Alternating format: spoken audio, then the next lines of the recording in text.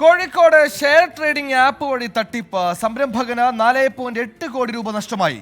Cyber crime police കേസെടുത്ത് അന്വേഷണം തുടങ്ങി.